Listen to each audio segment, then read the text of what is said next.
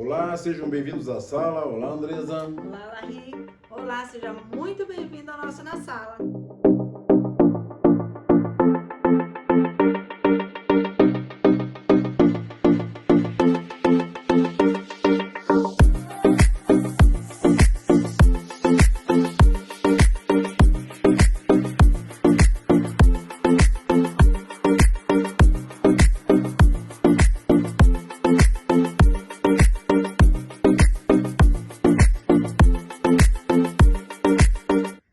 Nosso lugar de encontro, onde nós estamos aqui estudando, meditando na palavra de Deus, no livro de Atos.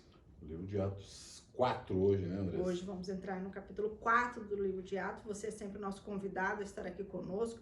E como a gente diz toda semana, pegue a sua Bíblia, confira os textos que nós estamos lendo, faça suas anotações, tenha por capricho conhecer, buscar, estudar, meditar na palavra de Deus. Amém. Vamos lá, então. Então tá, antes da gente entrar aqui no capítulo 4, vamos fazer uma breve recapitulação aqui do que a gente viu até aqui, então, né? Nós vimos ali a cena que aconteceu no Pentecostes, a descida do Espírito Santo, né? Foi algo barulhento, impetuoso, foi né, como um vento, foi algo visível, audível a todas as pessoas que estavam ali naquele momento, né? Foi uma forma soberana, misteriosa, né, que o Senhor fez ali naquele momento, com aquelas 120 pessoas que estavam em obediência naquele lugar, aquilo que Jesus tinha dito a eles para ficarem ali aguardando, né? Eles estavam ali em oração. E a gente viu ali que as multidões se ajuntaram diante daquilo que estava acontecendo, e a gente viu Pedro pregando com autoridade, com poder. Ele traz uma palavra cristocêntrica ali, né? Então, e aí a gente viu que aquela igreja de 120 pessoas passou rapidamente ali naquele dia para mais de 3.000 pessoas, né? Aquele Pedro covarde que tinha por medo negado a Jesus pouco tempo antes, agora ele era um gigante diante da palavra que ele estava pregando ali, da autoridade, né? O Pedro que negou Jesus há poucos dias atrás, agora estava ali, cheio do Espírito Santo, pregando a palavra da verdade. E na semana passada nós vimos ali que eram 3 horas da tarde, Pedro e João estavam indo para a reunião de oração, né, para oração no templo lá, e um milagre aconteceu. Aquele homem coxo que se encontrava na porta ali do templo, né, na porta formosa, aquele homem que de nascença, né, estava ali, tinha aquele problema, ele era coxo e ele foi curado no nome de Jesus. E esse milagre ajuntou mais uma multidão naquele lugar, né? E Pedro prega mais uma vez um sermão poderoso, e nós vemos a igreja crescer mais uma vez. Mais 2.000 pessoas são acrescidas à igreja ali. E diante disso tudo, nós vamos ver agora que o Sinédrio teve uma reação imediata. Isso não agradou as pessoas, né, Larry? Uma igreja cheia do Espírito Santo, isso é bom que a gente tenha isso em mente sempre. Uma igreja cheia do Espírito Santo, ela atrai almas para Jesus, mas ela também atrai a oposição daqueles que não creem em Jesus, né? E é isso que a gente vai ver agora aqui no capítulo 4, que nós vamos iniciar. É isso aí. É isso? Vamos começar então. Vamos lá então, vou começar aqui fazendo a leitura do capítulo 4, então. Vou ler aqui, Larry, os 2 primeiros versos pra gente mencionar aqui, tá? Falavam eles ainda ao povo quando sobrevieram os sacerdotes, o capitão do templo e os saduceus, ressentidos por ensinarem eles o povo e anunciarem a Jesus a ressurreição dentre os mortos. Muito bem. Ali, Andressa, no templo, é muito interessante porque quando eles estavam ali no templo, ainda falando que veio, né, esses sacerdotes, o capitão, né, o capitão do templo e os saduceus vieram ali para falar com eles. O interessante é assim, que nessa época existia 24 grupos de pessoas que trabalhavam ali no templo, sabe? Eles trabalhavam, claro, se revezando e tal, né? Junto com os sacerdotes, cuidando. Esses grupos, eles cuidavam para as pessoas não fazer bobagens ali no templo, não aprontar, né?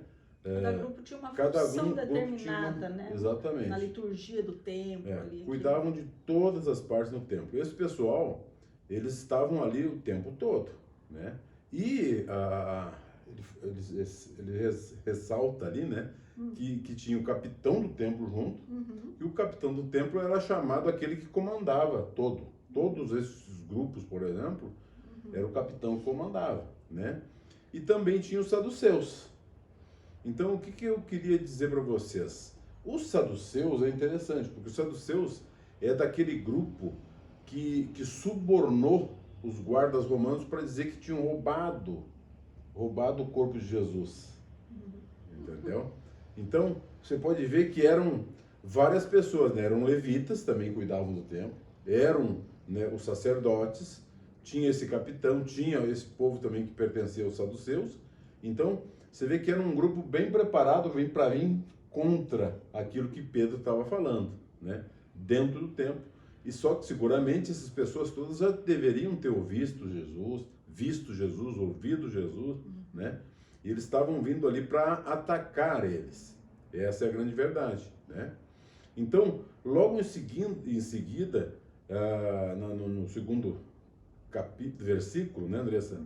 Eles estavam ali ensinando o povo, anunciando o quê? Anunciando a Jesus, né? Que ele tinha ressuscitado entre os mortos e tal.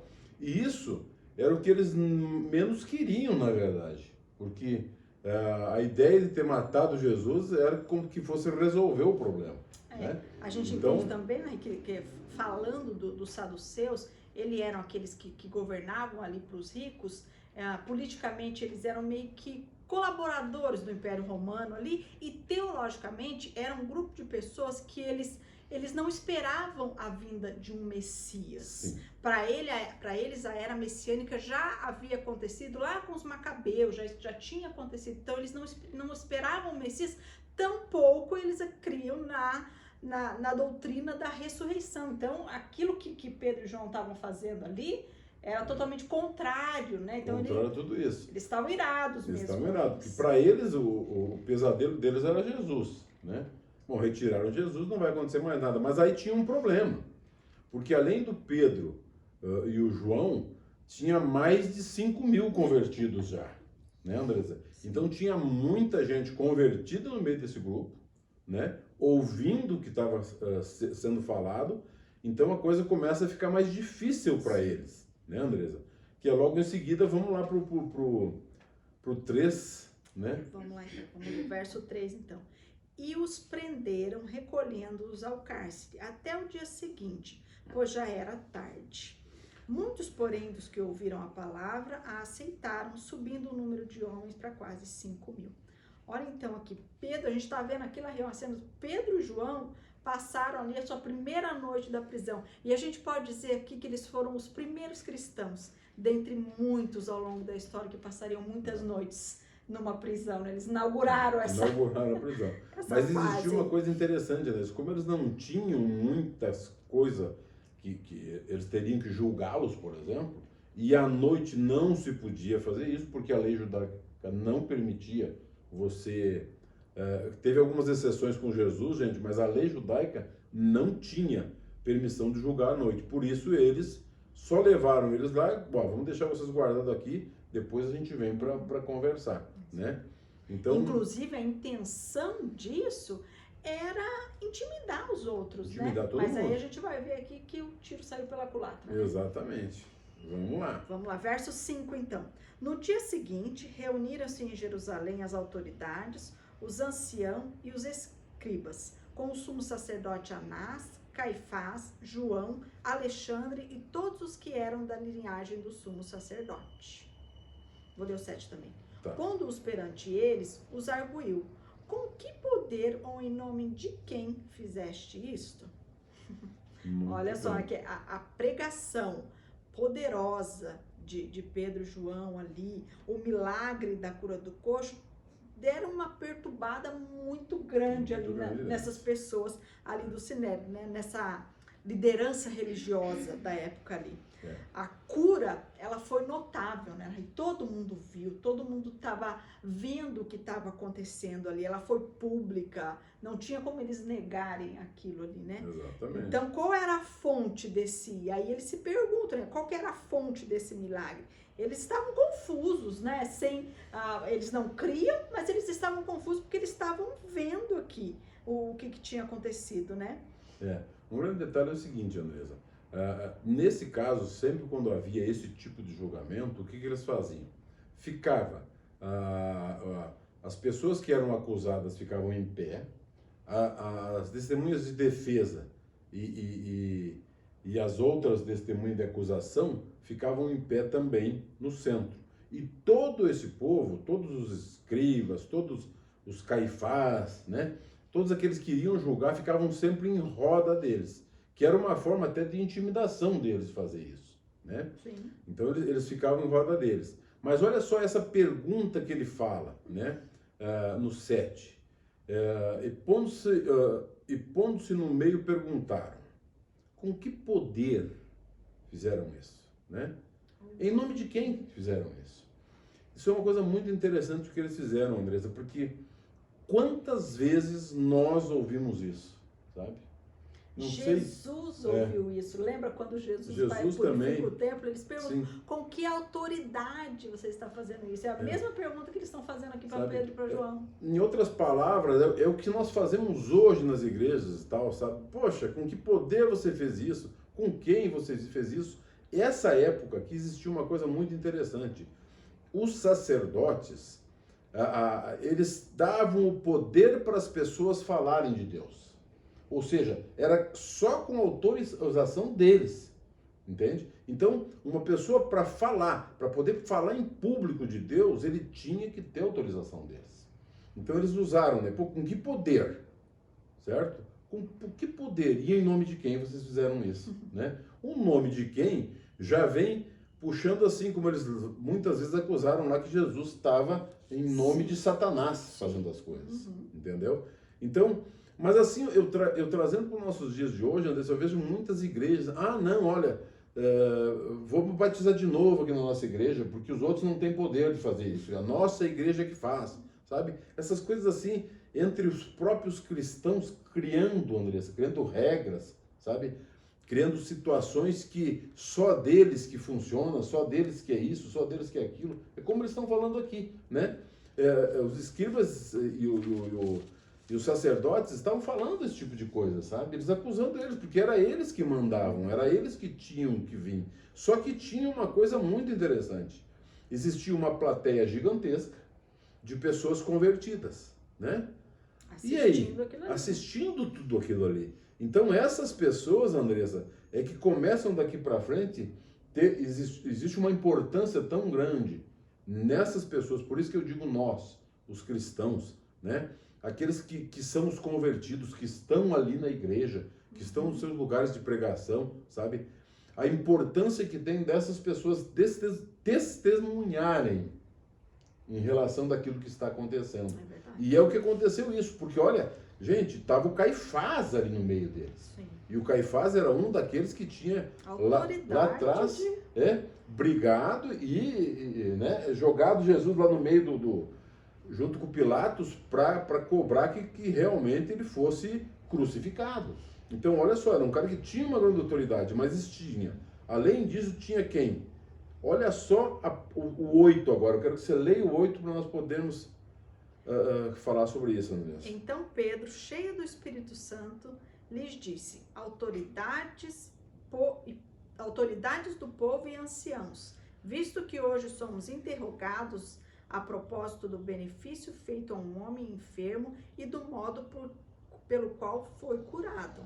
Olha o que ele começa a falar aqui, né? Lembra que eles estão ali, esses dois ali, Pedro e João, eles estão diante dos homens mais ricos, mais poderosos, política e religiosamente ali na época. Mas eles não se acovardaram, eles não tiveram medo daquilo. Eles sabiam que aquilo que eles fizeram com Jesus podia acontecer com eles também, mas isso também não fez com que eles tivessem medo daquilo, né? Você vai ver como como eles não perdem a autoridade, né? E como isso vai chamar a atenção dessas pessoas. Mas olha, aqui, né? olha o detalhe, né, Andressa? Então Pedro cheio do Espírito Santo. Esse faz a diferença. Gente, é aí onde está toda a diferença em toda essa narrativa aqui. Pedro, cheio do Espírito Santo, falou para eles, para todos eles, com uma autoridade que somente o Espírito Santo dá. Tá? Nós temos duas referências lá em Mateus 10, 19 e 20, e em Lucas 21, 14 e 15, que fala exatamente isso. Ele manda que nós não precisamos nos preocupar quando nós vamos falar de Deus, porque o Espírito Santo nos prepara. E é exatamente isso que aconteceu com Pedro aqui, André. A autoridade que esse homem foi falar agora para essas pessoas, porque assim, primeiro de tudo, a autoridade que ele foi falar, ditando ele com o Espírito Santo, tá? Ou seja, foi colocada na boca dele diretamente do céu essas palavras. Vamos dar uma sequência para nós entendermos. Só antes de eu ler o próximo aqui, importante a gente salientar aqui. Na noite anterior, eles haviam sido presos, né? Então, era uma intimidação, um medo. É impossível eles não se lembrarem do que havia acontecido com Jesus, né? Então, pense assim, como que a gente pode trazer isso para nós nos dias de hoje? Diante de uma situação difícil, diante de uma situação de dor, a nossa pergunta, até mesmo a nossa oração a Deus, não deve ser como fazer para parar esse sofrimento, para ficar livre do sofrimento, mas é perguntar ao Senhor o que a gente tem que fazer na situação que se apresenta diante de nós para que o nome de Deus seja glorificado. Exatamente. É isso que eles vão fazer aqui, né? É não se acovardar, é não ficar com medo das situações mais diversas que podem acontecer na nossa vida. É saber que o objetivo primeiro da nossa vida é glorificar a Deus. Então, como nessa situação que eu estou passando, como eu posso agir, como eu vou me mover de forma que essa situação glorifique ao nome do Senhor, e não como eu me livrar do sofrimento, que é o que a gente muitas vezes faz por medo, por dor, né? A gente normalmente age dessa maneira. E é sensacional, né, Andressa, porque para mim, vendo ali com os nossos, claro, a gente vê sempre com nossos olhos de hoje, né? Sabendo e lendo tudo e aprendendo tudo que a gente aprendeu. Mas imagina eles sabendo que há poucos dias atrás o mestre deles tinha sido crucificado, né? Que fé esses homens tinham? O que o Espírito Santo trouxe para eles? Deles poderem enfrentar as mesmas pessoas. As mesmas pessoas. Então, realmente é uma coisa, como você disse, né? Se nós tivermos o conhecimento, o entendimento do Espírito Santo para enfrentar qualquer coisa nas nossas vidas, gente, não tem para ninguém. Vamos lá, vou ler o 10 então, para a gente continuar. Tomai conhecimento vós todos e todo o povo de Israel, de que em nome de Jesus Cristo, o Nazareno, a quem vós crucificastes e a quem Deus ressuscitou dentre os mortos, sim, em seu nome é que este está curado perante vós. Este Jesus é pedra rejeitada por vós, os construtores, o qual se tornou pedra angular. Muito bem. Você não leu o 9, Andressa? Oi, não. Tu quer ler? Vou ler. Visto que hoje somos interrogados a propósito do benefício feito a um homem enfermo e do modo por que foi curado. Porque aqui, logo em seguida, como depois que ele falar que Pedro estava cheio do Espírito Santo, você pode ver que a primeira resposta do Pedro foi para eles, não tinha, assim, era uma situação que não tinha o que eles falarem, sabe? Eles não tinham como, eles não tinham um argumento suficiente, porque ele foi interrogar, ou seja, vocês estão vindo aqui interrogar por causa de um homem enfermo que foi curado, que todo mundo conhecia. Quer dizer, o que vocês estão fazendo? Vocês estão tentando fazer o que contra o meu Senhor aqui? Não existe isso, né? E logo em seguida, o que ele fez de novo, Andressa? Outra, é só o Espírito Santo mesmo, ele colocou eles de volta no lugar deles, né? E logo E em se seguida, coloca no lugar né? também, né? Porque É. ele não traz para si a glória, sim, ele diz que foi Jesus, foi o nome de Jesus de Nazaré, aquele que eles ele crucificaram, exalta ao Senhor, né? Então, ao mesmo tempo que ele está ali exaltando ao Senhor, ao mesmo tempo que ele está acusando aquelas pessoas ali da morte de Jesus, ele está proclamando o que Deus fez, né? Aquele que Deus ressuscitou. aquele que Deus né? ressuscitou dentre os mortos, e o nome dele está aqui, está diante de vocês. Não tem o que vocês fazerem, entendeu? Ou vocês entendem ou entendem. Quer dizer, em momento nenhum ele deu uma fraquejadinha, sabe? Aquela que você diz, mas se... Não. Ele foi sempre correto e firme. Por quê? Porque ele tinha o Espírito Santo. Era o Espírito Santo. E o que ele quer dizer aí quando ele fala, quando vocês, né, os construtores ali, o que ele está querendo dizer isso? Ele está falando que aquelas pessoas que eram responsáveis pelo crescimento, pela construção de Israel, rejeitaram aquele que o Senhor enviou, né? Ele rejeitou, teve como imprestável aquele, mas o Senhor o fez pedra angular, ele fez a pedra principal, né? O arrimo, a principal pedra da igreja, né? Da fundação da igreja. Aqui eu vejo também assim, né, Andresa? Sem ele, sem Jesus, nós não temos como nos sustentar. Não é verdade? Com certeza. E essa pedra angular, aonde ela é posta, se a gente vai fazer todo um trabalho de estudo de como que era, como ela é a pedra que sustenta tudo. É a pedra fundamental, né? Que sustenta a Ela igreja. é a pedra, acabou. Sim. Quer dizer que se não tiver Jesus, acabou, gente. Exatamente. Não adianta, você pode ser bem sucedido, você pode ter o conforto que você quiser, você tem conforto, mas não tem descanso. Né? Você tem dinheiro, mas você não tem descanso, você não tem paz, você não tem, sabe? Gente, se não tiver Jesus, não tem. Como os evangelhos falam, né? Dele, por ele, para ele são todas as coisas. Todas as coisas. Vamos ler o 13 e o 14 aqui então? Isso. Ao verem a intrepidez de Pedro e João, sabendo que eram homens iletrados e incultos, admiraram-se e reconheceram que haviam eles estado com Jesus. Vendo com eles o homem que fora curado, nada tinha a dizer em contrário.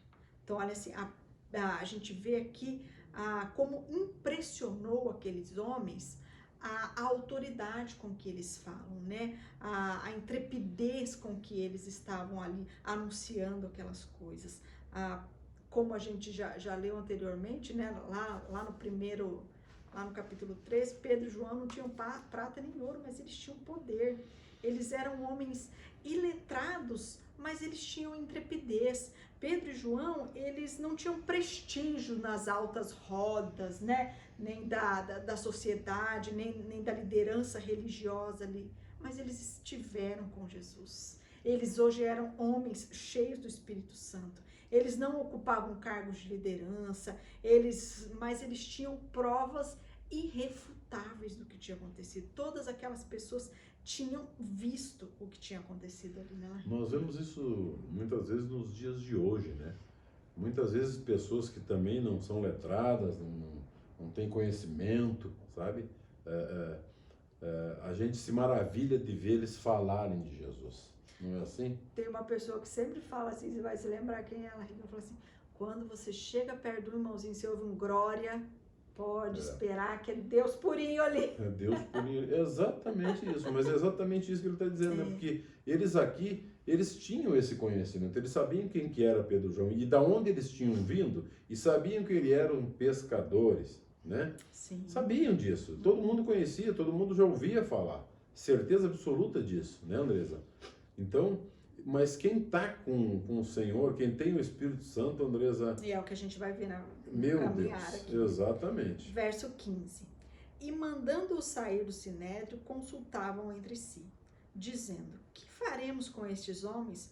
Pois, na verdade, é manifesto a todos os habitantes de Jerusalém que um sinal notório foi feito por eles, e não podemos negar. O sinédrio estava em polvorosa. Eles estavam perplexos com o que tinha acontecido, né? E por isso, eles fariam de tudo para ocultar aquilo, né? Silenciar as pessoas, o que tivesse que fazer ali. Mas interessante, não tinha, né? Porque existia ali, não tinha eles fazer, porque eles tinham ali diante deles o agente do milagre, Pedro e João, e eles tinham o recebedor do milagre, o coxo, que não era mais coxo, estava ali. Então eles não tinham muito nem o que falar. Então eles estavam assim perplexos, aterrorizados. O que eles iam fazer agora? Entre eles mesmos, eles entenderam que não tinham o que eles fazer. Essa é a grande verdade. Aí vamos ver aqui uma decisão meio desesperada que eles tomaram aqui. Exatamente. Eu vou ler o 17 e o 18 pra gente. Mas agora, para que não haja maior divulgação entre o povo, ameacemo-nos para não mais falarem neste nome a quem quer que seja. Chamando-os, ordenaram que absolutamente não falassem nem ensinassem em o nome de Jesus. A minha pergunta Olha o desespero. A minha pergunta para você que está nos assistindo, para você, Andrés, para mim também eu me pergunto, já aconteceu isso? De pessoas te ameaçarem de você falar, não querendo que você fale em nome do Senhor? Já aconteceu isso? Pense um pouquinho, quantas vezes, ou muitas vezes, eu já tive casos da pessoa dizer, olha, aqui dentro eu não quero que fale assim, eu não gostaria que falasse sobre religião, aqui nós somos, acontece qualquer coisa aqui, mas nós não queremos que fale de nada aqui. Eu acho que comigo nunca assim, dessa maneira tão direta, né? Não fale, não. Mas muitas vezes nós falamos para nós mesmos, a gente se sente desconfortável às vezes, né? Em um determinado lugar, de falar de Jesus, de testemunhar aquilo que você tem falado, falou na outra semana, né? De testemunhar aquilo que Jesus fez. Muitas vezes nós mesmos nos colocamos essa intimidação. É isso mesmo que eu queria falar. Muitas vezes nós deixamos de pronunciar, de falar aquilo que Jesus fala, aqui faz nas nossas vidas. Não temos essa intrepidez que eles tiveram, né? Das coisas que acontecem, simplesmente pelo fato de nós não nos colocarmos e não falarmos, não contarmos os nossos testemunhos para os outros, nós já estamos fazendo o que eles pediram para o Pedro não fazer. Porque qual é a diferença, né, de você ficar quieto, né? Não vou falar nada, né? Eu deixei de falar, mas ao mesmo tempo, né? É verdade. Nós ainda vivemos em uma nação onde ainda não temos essa proibição, essa dificuldade. Hoje, às vezes, você pode virar motivo de zombaria ou coisa parecida, mas uma proibição, assim, ainda não temos. Não tenho quase que certeza que isso não vai durar muito, mas ainda não temos. E em se tratando de coisas assim, de você ser proibido, nós temos muitas vezes, Larry, me entenda bem, por favor, que eu vou falar de desobediência agora. Muitas vezes nós temos que desobedecer algumas autoridades em nome da palavra de Deus, em nome daquilo que Deus nos ordena fazer. Se a gente se lembrar lá de Moisés, nós vamos ver que existia uma lei emitida por Faraó de que os nascidos ali, os hebreus nascidos, os meninos, eles deviam ser mortos. Mas aquelas parteiras hebreias desobedeceram a ordem, por isso Moisés ficou ali. Se a gente olhar, era fora da lei, né?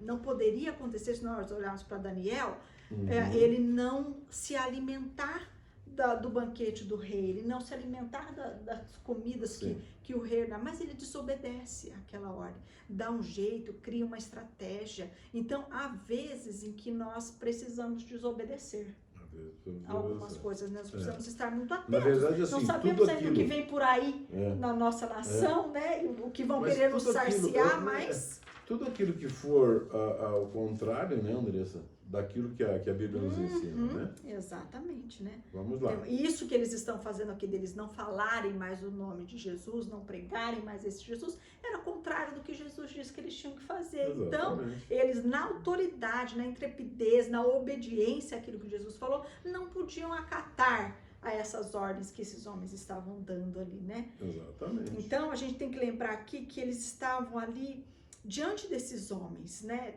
Tinha mais ou menos ali, Larry, o Sinédrio ali, mais de 70 homens, você falou aí, 130 aí, né? Mas era bastante gente ali. E esses dois apóstolos, apóstolos, eles estavam ali meio que dizendo assim, ó, nós vimos os fatos, nós andamos com Jesus, nós vimos o Senhor morrer, nós vimos Jesus ressuscitar, nós vimos os milagres, nós vimos coxo andando, nós vimos cego enxergando. Então eles não se calaram diante da autoridade, diante da ordem que aqueles homens estavam dizendo. Era isso que eles estavam falando, era isso que eles não queriam mais que eles dissessem. Eles dissessem. Muito bem, é isso aí mesmo. Vamos lá? Vamos. Continuemos? Continuemos. 19. Qual que nós vamos ler agora? 19. Mas Pedro e João lhes responderam: julgar-se é justo diante de Deus ouvir-vos antes a vós outros do que a Deus. Ou seja, ele disse para ele: não vou obedecer a vocês. Sim, mas aqui muitas vezes eu trago para nós, Andressa, né? Muitas vezes, quem é que nós ouvimos? Né? Eu já falei bastante em outras ocasiões, em outros lugares, sobre esse tema, sabe? Quem você está ouvindo? Você está ouvindo a Deus? Ou você está ouvindo as pessoas falarem alguma coisa? Né? Gente, nós temos que ouvir principalmente a Deus. Sim. É Ele. É Ele. É Ele que nós temos que ouvir. Sempre, primeiro de tudo, né? Você é aquilo que Deus diz, não, você não é aquilo que as pessoas dizem que você é. Exatamente. Eu sempre falo isso. Me veio uma situação aqui, Larry, não exatamente de você falar da palavra de Deus, mas como muitas vezes a gente é intimidado a fazer aquilo que a gente sabe que não é correto, né? Por exemplo, você pode estar num trabalho e, olha, você tem que fazer essa tal coisa aqui que não é legal, não é correto, é falso, é mentiroso, porque senão você vai perder o seu emprego. E a gente, muitas vezes a pessoa intimidada, com medo de perder o seu emprego, ela vai lá e faz. Então, às vezes, esse tipo de intimidação leva a pessoa a não obedecer, a não cumprir aquilo a não viver de acordo com a palavra de Deus. Então, todas essas coisas a gente tem que estar muito atenta, né? Como é que eu estou vivendo a minha vida? Eu estou mais com medo das circunstâncias, das ameaças, das intimidações que aparecem diante de mim, né? Ou até mesmo falando, pregando a palavra, pregando o evangelho. Olha, eu não vou falar tal coisa porque eu não vou ser muito bem vista com isso, eu vou criar uns entreveros dentro da minha igreja, o que vai acontecer? Não, você tem que falar a palavra de Deus, verdadeira, pura, cristocêntrica, assim como a gente tem visto desde o início do livro de Atos. E fica aqui para nós, nessa semana, né, está chegando o nosso horário, para que nós possamos entender que realmente nós devemos ouvir a voz de Deus. Sempre. A voz de Deus em primeiro lugar. Não ouça aquilo que as pessoas falam de vocês. Ouçam aquilo que Deus fala de vocês. E falem daquilo que Deus fez em vocês. E falem daquilo que Deus fez em vocês. Guardem no coração tudo isso que a gente está aprendendo aqui. Não é verdade, né, Andressa? Eu quero agradecer a vida de cada um de vocês, quero orar por vocês nessa noite. E antes de orar, eu quero dizer o seguinte, nós vamos entender uma coisa muito interessante. Que aqui o Lucas fala uma coisa muito importante, Andressa, que ele dá a idade do coxo. Logo na frente nós vamos aprender isso. Ele fala a idade que o coxo tinha. Mas a importância que tem ele ter falado a idade do coxo é que nós vamos aprender na próxima semana. Por isso, se preparem aí, tá bom? Fechem os olhos, vamos orar. Senhor nosso Deus, nós queremos te dar graças, Pai. Sim, Pai. Te dar graças, Pai, porque nós podemos aprender cada dia mais aquilo que o Senhor tem para nós. Eu quero te pedir, Pai, a bênção do Senhor sobre a vida de cada um daqueles que estão nos assistindo, Pai querido. Cada um daqueles que estão ouvindo, Pai, a Tua palavra e aprendendo com a gente cada dia mais. Amém. Obrigado, Pai querido. Obrigado por esse momento. Põe a Tua mão sobre essas vidas, sobre essas famílias. Que o Senhor esteja lá, Pai querido, com as Tuas mãos sobre a vida de cada um. Nós te agradecemos, Pai, pedimos a Tua bênção em nome do nosso Senhor Jesus. Amém. E amém. Amém? Amém. Vem para a sala. Vem para a sala, te esperamos aqui na próxima semana.